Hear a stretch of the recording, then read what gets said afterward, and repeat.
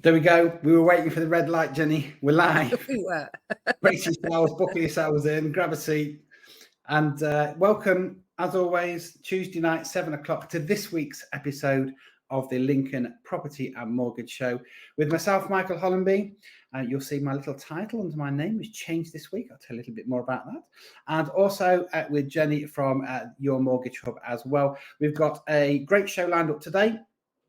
Based on lots of conversations in particular that I'm having, and also something that was reported with Rightmove a couple of weeks ago at one of the Property Mark conferences, and something again that affects myself, Jenny, and people moving home, and that is what happens if my sale falls through.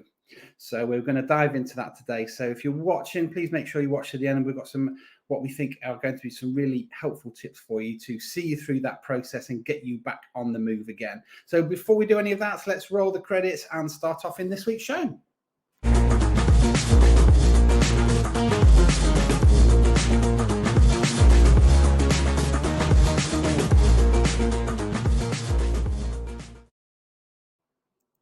Right, so Jenny, first of all, as we always do, we have a little check-in just to see how your week's been and how are you?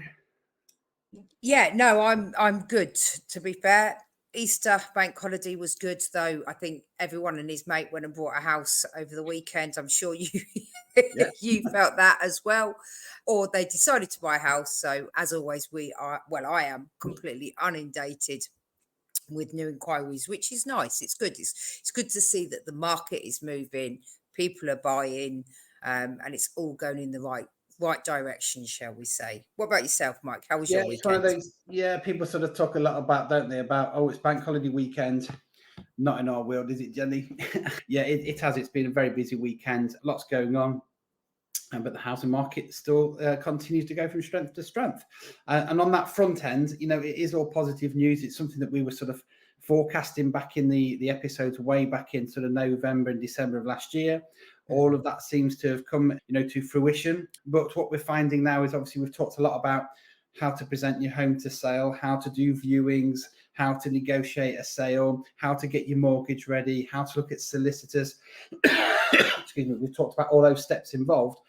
But one thing we need to talk about now is, okay, in the best case scenario, 12 weeks down the line, you're going to be handing your keys over, you're moving into your new home. But staggering statistic, just over 40%, so 42% of house sales that have been secured this year, particularly on price reduced homes, it's worth me adding in there as well, have fallen through this year.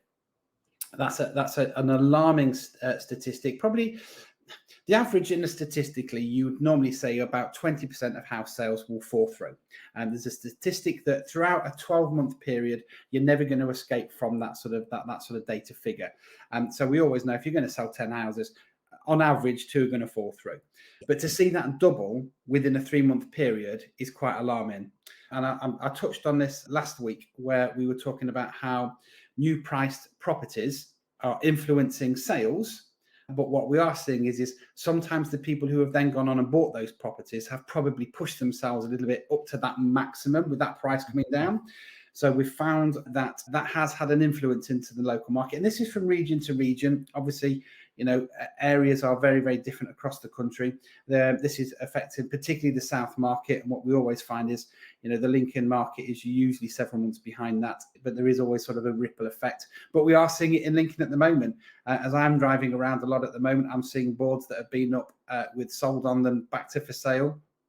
And it's a horrible feeling. And it's not a nice situation to find yourself upon.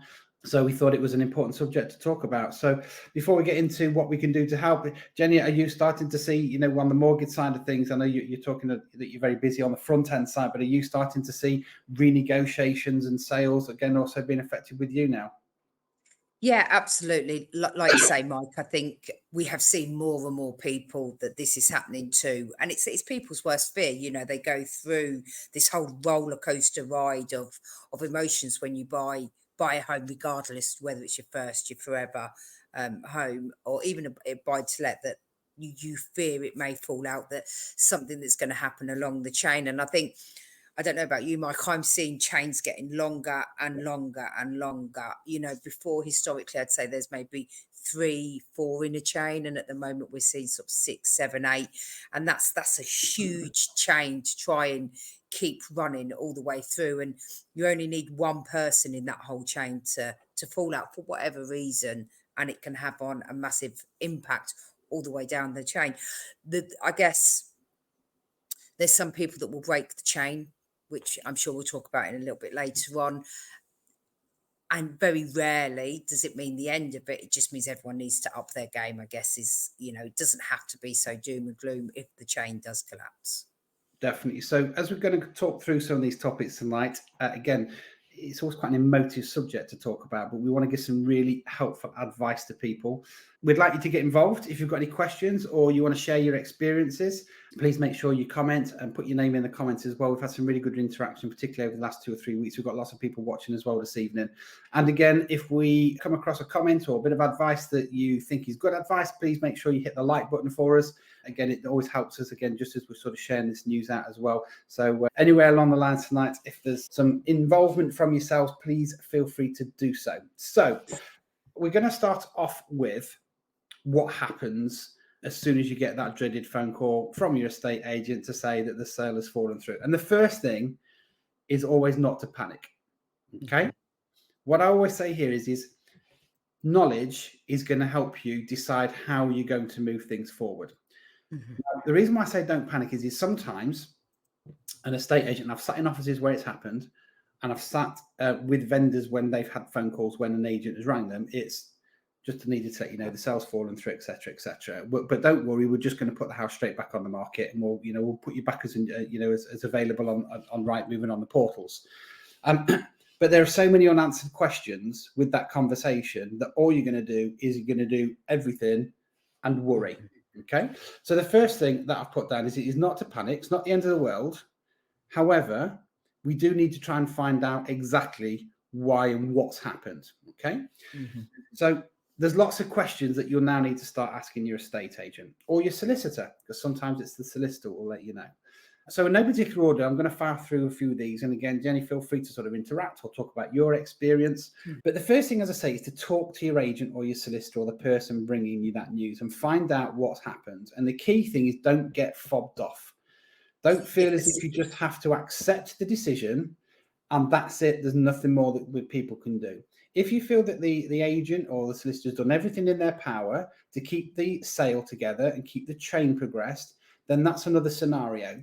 But I think it's really important that we really do a dive down into what's happened and where in the chain. So again, we talk about chains and it's an industry term, but just to clarify, where myself and Jenny talk about chains, it's the number of people in the ladder or the chain from the bottom, either an investor, cash buyer, first time buyer, right up through all the people involved in the whole of the sale process, the whole of the sale, right up to the top where there's usually retirement, death, no chain involved, new build, something like that. Okay, so as Jenny touched on earlier, there's often 3 or 4 people in that, but we are seeing chains getting much, much bigger and more across the whole of the county and country as well. Often Lincoln's one of these areas where we tend to move quite insular within the county, but what we are finding is, and particularly since COVID actually, more and more people are moving right across the country. So agents are having a lot more work to do in keeping communication between those agents. So why and what? Why did it go wrong and what's triggered that? And it can be several different things. In summary, it's always down to money. Now, what I mean by that is, even if we look at something like a survey result has come back, and let's use that as an example. Somebody's come back and said, look, someone down the chain, they've had the survey back and they've decided they're not going to proceed. So unfortunately, the sale's fallen through. We're going to have to put your house back on the market. And you go, oh, okay then. Right, there's nothing we can do about that. But this is where we need to, that's a fob off. We need to find, okay, so where in the chain did it fall through? What was the property that was being sold? Now, chains normally fall through for conditional on survey if it's an older style property, or something should have been done to rectify that property, or something has been done and it hasn't been registered properly. So it's finding out exactly what happened and where in that chain that survey has affected it. Because there's been a situation, there can be lots of situations, but there are situations where a chain will fall through based on survey because it's been downvalued because of condition or conditional works that need to be done. But what we need to be finding out is, okay, what were those things that needed to be done? And did the survey and the property value up? Now, I'm going to explain what that means. Let's say, for example, you buy a property that is at £240,000 and the survey comes back and say it's only worth £220,000 in its current condition because it needs all these works doing to it. There'll often be terminology in there to say that if those works are done, the property value would be back up at the 240,000. And it's often very unlikely that it's actually going to cost 20 grand's worth of work to get done. It's just an inconvenience factor as well in a timescale. But there can be negotiations to say, well, what about if we renegotiate on there? Or if we do the work on it and we buy everybody some time to get the work done, we can keep the chain together. What an estate agent needs to be doing with the solicitor here and the lender is to say, if it's been downvalued or if the valuations come back, but it says that there are recommendations for works to be done, but it's still valued up at the 240, that's a very, very different conversation. Yeah. Because and then an estate agent needs to be going back to the buyer at this point saying, yes, it has come back with remedial works. You're buying an older property. You saw the property in the condition that it was when you went round. However, there will be things that will have been potentially brought up in the survey that you weren't aware of.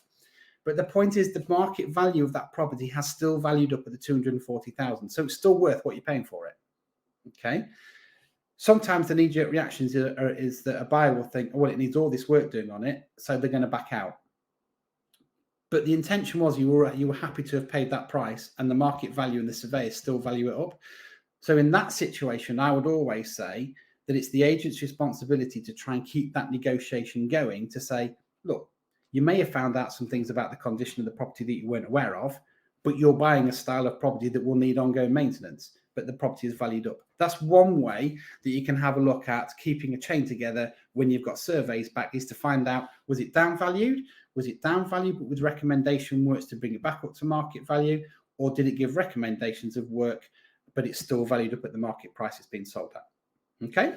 So Jenny, do you get experience of sort of, surveys coming back and people thinking, actually, I need to increase my mortgage, or, that fits with your lending? Yeah, I mean, we're seeing more and more of it at the moment, Mike, if I'm honest, because I think on two folds, I think lenders are using surveys to lower their risk. We're seeing a lot of that in the market at the moment, where potentially there are down valuations for no real reason. But we're also seeing that lenders taking a more of a watchful eye on certain properties. I've got a case on my books at the moment where we've had to go for a full damp and timber report due to the age of the property. No one is surprised at all, the location, the age of the property, that this has come up, but the lender would usually have let that pass. Now they've requested this damp and timber report, and they put what's called a retention on it. Yeah. So a retention is a bit like what Mike was explaining there about, they're coming back and they're saying there's this remedial work. But the way they will work with the lender is they'll say, for example, we'll give you £100,000 mortgage. We're putting a retention of £10,000 until this work is completed, and you've shown that work to be completed. So when it comes to it, they'll actually send you out £90,000. You do the remedial work, you get all of that done, and they'll send you the other 10,000. And what I see more and more of recently, they're putting on a retention for the full mortgage amount, which is basically them trying to secure themselves and the property by doing that. Now, that's not the end of the world. And we are seeing a bit of an old school practice come back in that helps everyone out in this scenario. So I've had this conversation twice today alone, whereby some works need to be completed. The buyers don't have the money. They don't have the money to do that work. And the seller doesn't have the cash to do the work either. So it's like, we know this work needs to be done. One wants to buy it, one wants to sell it, but we've got the lender sat in the middle saying, well, I need this work doing, and I need it doing quickly. So, there's a bit of an old school way around. It's a bit like cash back. So you will buy the property for the value that it is. So say 100,000. The work is 10,000, but the vendor, so the people that are selling you it, will receive only 90,000 of that cash. And then the other 10,000 will go back to the buyer. And we're seeing a lot more of this happening at the moment because pockets are tight, because lenders are being more cautious around the valuations. And it's a bit of an old school practice that has come screaming back. I think in the last 6 months, I'm seeing more and more people taking this up. So it's almost like a bit of a cashback. Not all lenders allow it, but a good portion of lenders will go, yeah, that makes sense. We want that work doing. The money's there. The vendor hasn't got the cash to do it. The buyers haven't got the cash to do it. So let's take it out and we can do it in that way. So we're seeing more and more of that at the moment, Mike, purely because of these down valuations. But again, that's what can keep that whole chain ticking along nicely. And I think that leads me on to my next point is sometimes, again, coming back to money, it might mean that the chain needs to renegotiate. Because something can come back with, let's say, for example, it's 5,000 and they just think, look, we haven't got any more money in the pot. There needs to be then conversations back up the chain or down the chain involving everybody to say, look, somebody else might have deeper pockets, and for them to keep that sale going through for the additional £5,000. Estate agents have ways where we can sort of educate them in regard to, look, if the sale falls through and it takes us another 6-8 weeks to resell it, and another 12 weeks to go through, that's a potential another 5 to 6 months of your mortgage payment. Bearing in mind you're down valuing and you're moving down, in value on the property. Is there an opportunity where, for the sake, we can all sort of chip in a little bit along the renegotiations and we move that value back down the chain so that everybody renegotiates so that sale can carry on in the timescale that was first, anticipated. So that's another way of keeping things back together again, by somebody helping out, or a number of people helping out for that matter, to try and keep whoever needs to keep that sort of sale proceeding in the chain, to keep it going, basically. So renegotiation. So again, money is always really important there as well. So next thing I want to talk about is if you do then need to remarket the property, it's about how you go about that. So if you've exhausted all your lines of communication, you can't extend the time scale, you can't get the work done, nobody's got deeper pockets, and the sale is going to get to the point where it needs to go back on the market, you then need to be having a conversation with your agent to say, okay, so we need to hit that button again and relaunch it. But what are you going to do as an agent to try and help me secure a buyer again? Because the tendency is they'll say, well, we'll pop it back on Rightmove and on Zoopla on the market, and we'll change your board over back to for sale. Okay, but what else are we able to do? Because there's lots of things that agents can do. And the first tip here is, first of all, look at the photographs. Because if you put your property on the market in November and December, and you secured a buyer in December or January, and your sales are now 6 to 8 weeks in and the sales falling through, some of that photography that would have been used at that time of the year is now quite dated. So it would have had grey skies. It was a bit gloomy. The weather wasn't brilliant. The lighting wouldn't have been great inside the house. Look, go back and take new photographs. We've all seen the weather over the last few days, although it's been hit and miss. But look, we're getting bluer skies. The weather's better. The daffodils are out. The tulips are out. It's a brighter. You can get much better photography if you were to relaunch it. So one of the things you can do very, very simply is, okay, if we're going to relaunch it, let's have a look at the photography. And also the bullet points and the text, because sometimes that can be quite seasonal on how you've described the properties. Okay, so that's the first thing. The next thing, again, talking about money. If the property was on at 250,000 and you've secured a sale at 240,000, the tendency is the agent will want to put it back on the market at 250,000. As the homeowner, you may want to as well. Mm-hmm. The conversation needs to be had about putting it back on the market at 240,000. Because price is important. If you put it back on at 250, you're in fierce competition with probably a huge statistic amount of properties percentage-wise that are also on the market at that price for lots of different reasons. But if you've got your contracts drawn up at 240,000 and your paperwork is all set to go with your solicitors and your mortgage lenders and your buyer, you could find yourself 2 to 3 weeks further ahead by renegotiation and with remarketing than if you put it on the market at 250,000 again.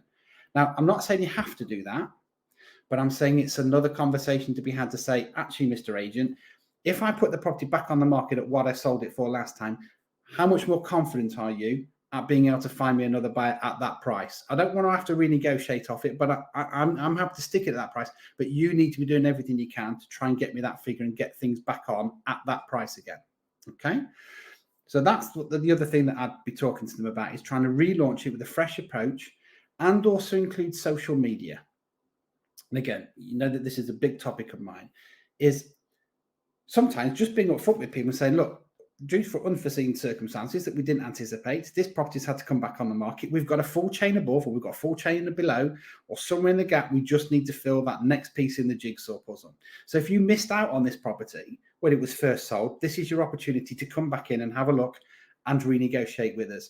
And if you're having those conversations with people, I think you're just being very upfront with them. People know where they stand with it, and people sometimes like to help where they can. And if he knows that, you know, we can put things back in place, I think those conversations sometimes can also benefit the chain as well.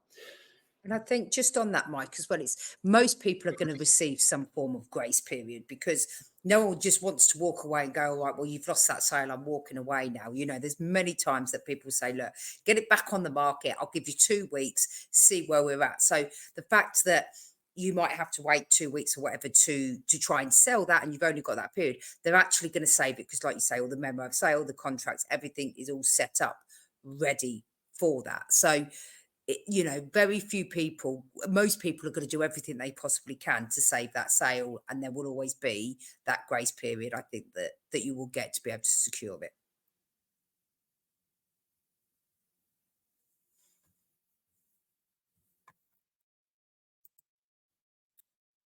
Oh, Mike, we can't hear you. You muted yourself. Now, I was coughing. I muted myself. That was probably the best 30 seconds of advice I've ever given anybody. Thank God for that. You shut up. Ah, we missed it. There you go. Yeah, you'll have to do a bit of lip reading to find out what that top tip was, because it was my top tip. No, what I was saying there is, I can't remember what was I talking about. I was talking about, hold on, I've got my notes here. Let me just go back, because that's completely thrown me now. Yes. So if you're putting your property back on the market, talk to your agent about going back to the people that viewed it initially that might have missed out. Go back to their mailing list and database of people that got registered, and in particular those people who've registered since the sale was agreed to now, because they won't be aware of your property because they'll have seen it as sold. Okay. Now, the property portals, when it goes back as a listing again, will match it back up to those people with property alerts, etc. But that can take a little bit of time to weed itself through. You need an agent who, as soon as that property goes back live, good old estate agency from when we were doing it years ago, we had a hot box in front of us with a piece of paper on it, with a card, and it had your name, telephone number, your buying position, and we had top 10 buyers, and we went straight back to those people to say, look, this property's come back available, etc., etc.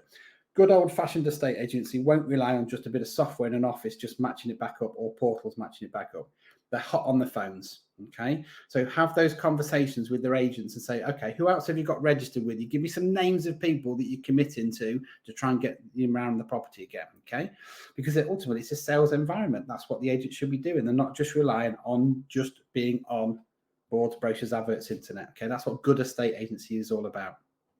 Okay, so yeah, that will be the next thing I'd say, is to get your agent to go back to all previous viewers and interested parties and see if we can renegotiate there as well.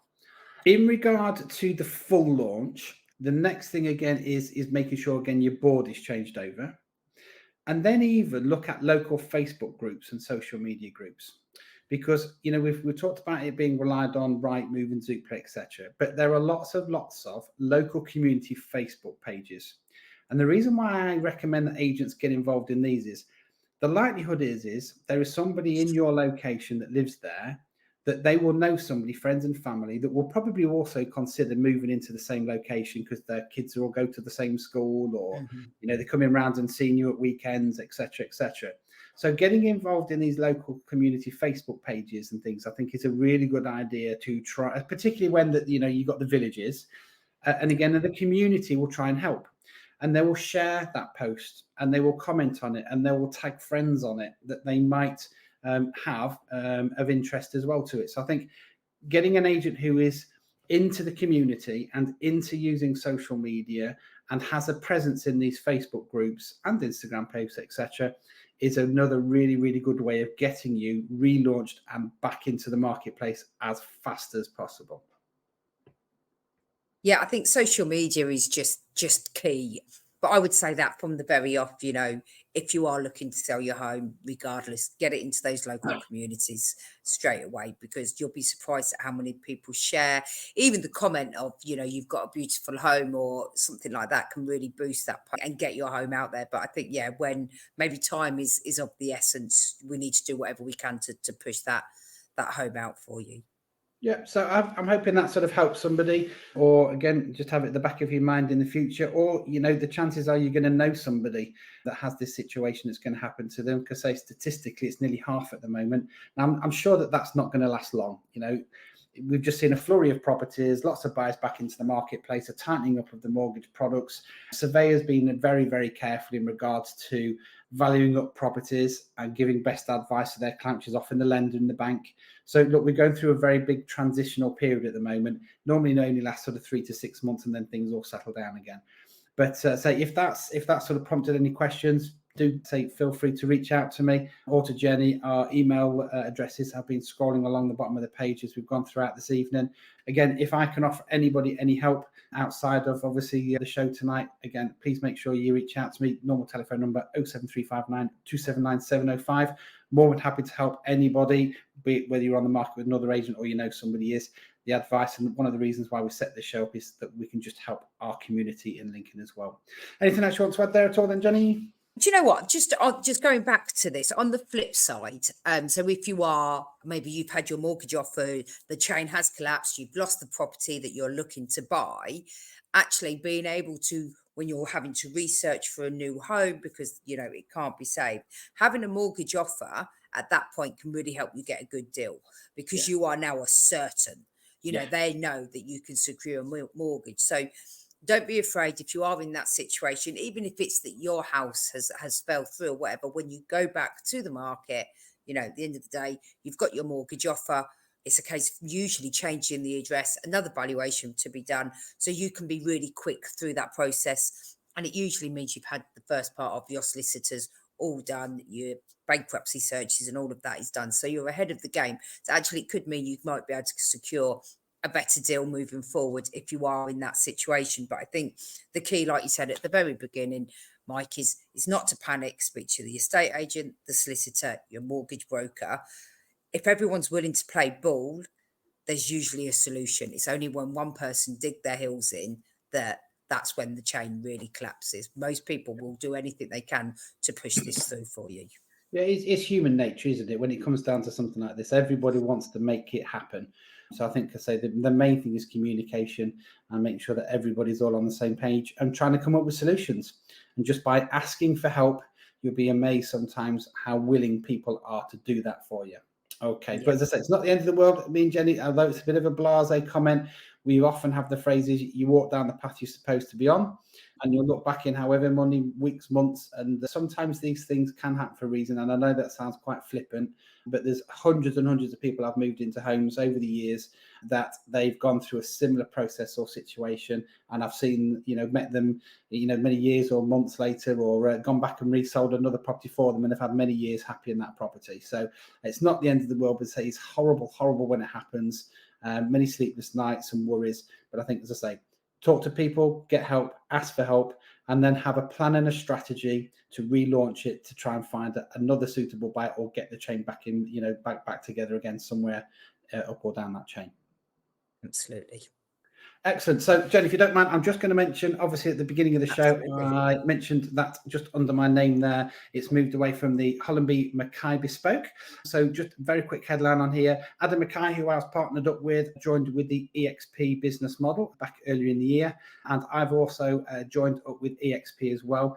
For those of you who don't know, EXP are the largest global real estate agency in the world. And I'm delighted to now be powered and supported by them as well.